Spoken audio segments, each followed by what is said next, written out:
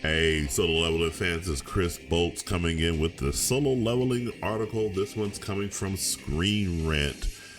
The title of this article is Solo Leveling keeps making changes to the manhwa, but are they hurting the anime?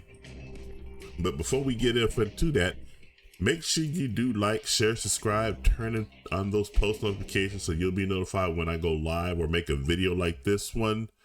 So let's go ahead and jump right off into it. Now, this article is coming courtesy of Screen Rant, as I mentioned before, written by Branson Garza. A lot of solo leveling fans, the manhwa fans at least, have some concerns about things that have been changed in the anime that completely deviate from the manhwa. You know, some changes to the barrel design, some changes to key points like Ryuji Goto being more afraid of power displayed by Sung Jin Woo than what's displayed in the anime. Things like that. And one thing that a lot of people complain about is the fact that Sung Jin Woo is not wearing his black hoodie as he does in the manhwa. And I'm gonna give my reasoning for all of that towards the end, but let's go ahead and get into what the article with Branson Garza has to say. He starts off with saying the second season of Solo Leveling is continuing to make pretty big changes from the webtoon manhwa, for better or for worse. And we got these damn ads just keep popping up all over the place, but of course they want you to pay money to remove the ads. Like, get out of here. No, we're not gonna pay money to remove the ads. So anyways, back to what he was saying. The second season of Solo Leveling is continuing to make pretty big changes from the webtoon and manhwa, for better or for worse. And this is true right here, there are very few, if any, anime adaptations that perfectly represent the source material that they come from, and that's absolutely true. Solo Leveling is no different. But just to answer the question right off the bat, no, the changes that are being made to Solo Leveling are not hurting the anime at all, because as I mentioned in my video yesterday, or a few days ago, from Chibi Reviews. So yeah, and we know that it's not impacting the changes that are being made to Solo Leveling is not impacting the anime, because Solo Leveling has surpassed One Piece and is now the most popular anime on Crunchyroll. And right down here, just on this Game Rant article, it says that A1 Pictures may be planning up to 5 seasons for Solo Leveling due to its immense success. We already know a third season is coming about. So the idea that the changes in the manhwa are impacting it are not all that significant. But let's go back to the article here from Screen Rant. So he actually acknowledges this too. Solo Leveling is still breaking records. So he says right here, somehow the premiere second season was even more popular than the first, garnering 129,000 likes in a single day. So yes, it's retaining its value as he mentions, as a very popular anime. And this one right here, this picture that we're looking at right here, is a completely a lot of the manhwa fans did not like seeing this. Me personally, I like seeing the human emotion of Sung Jin Woo when he revived his mother. I thought it actually humanized him a little bit more than just allowing him to be this indifferent, callous individual who shows no emotion or anything like that. Because that's how he was really being set up, is that as he got more and more of these powers, as he started getting more and more stronger, he was becoming more distant, more callous, more indifferent to the suffering of the people around him, especially those that actually went into a lot of these dungeons with him. So I think this was actually a very touching scene. He accomplished his goal. He was satisfied. He went through a whole lot to accomplish that goal of reviving his mother. So I think this actually works for the anime. It may not impress a lot of the manhwa fans, but it obviously has not impacted the series as much as they would probably wanted it to, but it certainly worked out to this anime's advantage. People, for the most part, have associated with it. They have related to it. They empathize with it. They sympathize with it. So it worked out. The next one right here says Japanese hunters are much more evil in the webtoon. Well, considering that she came in and talked a little bit of shit and everything like that, I know that they were not on friendly terms.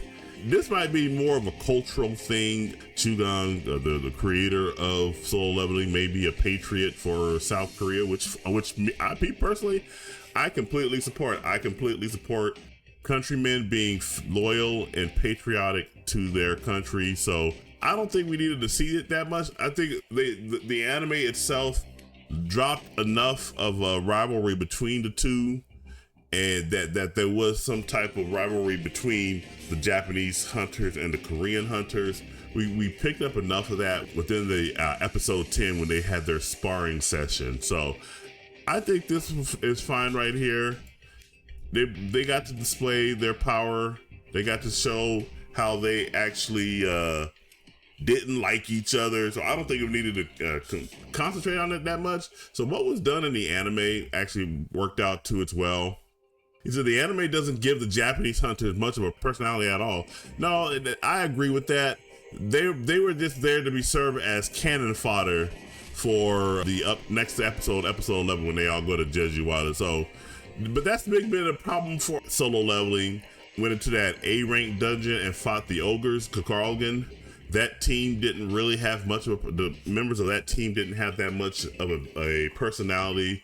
They again just served to be cannon fodder for Sung Jin-woo to come in and save the day. And I think that was probably one of the concerns of the manhwa itself, was that there was so much focus on Sung Jin-woo and not on character development.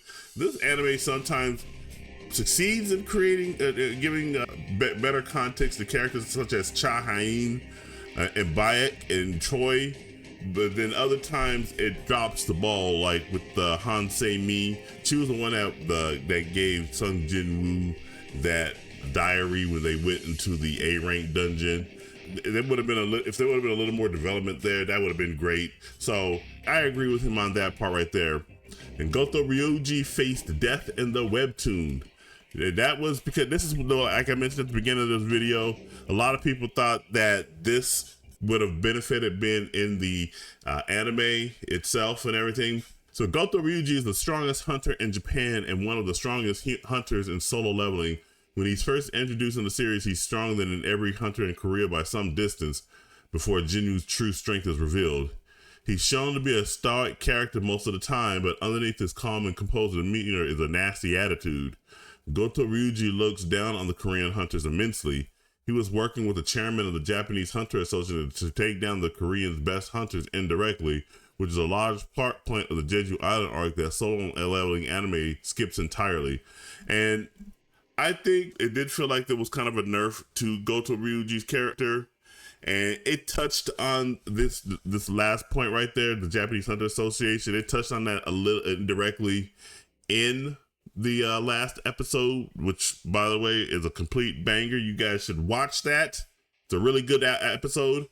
I think that overall, it was important to probably make Goto Ryuji appear a little stronger or a little more balanced in the anime, so that the setup in episode 11 and 12, when he meets his fateful end, will be more impactful. I think making him come off and looking like a chump in that sparring session wouldn't have helped his character a bit in the anime. So I'm fine with that change as well.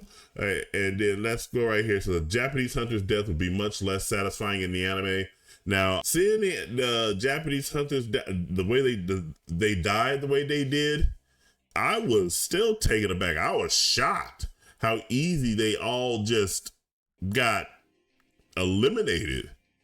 So we don't need to root against them. But they served as a shock to display the power of this guy, Beru, and display their power. He did. It did. So yeah, I don't think that the Japanese hunter's death was not that satisfying, but it's, oh my goodness, what's going on over here? But I messed up my train of thought. I think overall it worked. Let's go on and see what he has to say. The fact that the Japanese hunters weren't as evil in the Soul Leveling anime makes their death worse. That certainly is correct, but still, even if they were evil, it still would have been shocking to the extent in which that they had lost their lives to a magic beast. He's saying that pretty much, even though if they were doing evil things to the Korean hunters and Sung Jin-woo, that somehow we wouldn't feel sorry that they're dying, but that's not true at all or anything. I mean, if an evil character is written well and has made such an impact and a connection with the audience, we most definitely will feel sad when they die. And one example that I give is Darth Vader at the end of Return of the Jedi, when he finally redeemed himself. He did a lot of evil things, but at the end of that, we were so taken in by his character and his aura that when he passed away, we're like, yeah, you know what?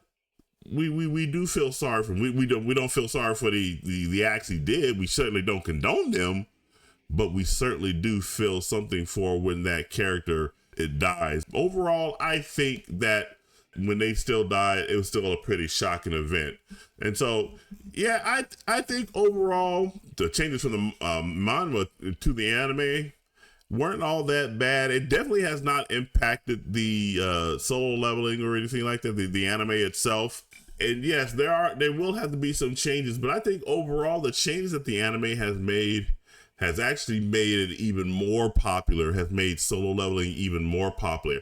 I think if A1 Productions and Aniplex had copied everything almost verbatim from the manhwa, this series wouldn't be as popular as it is.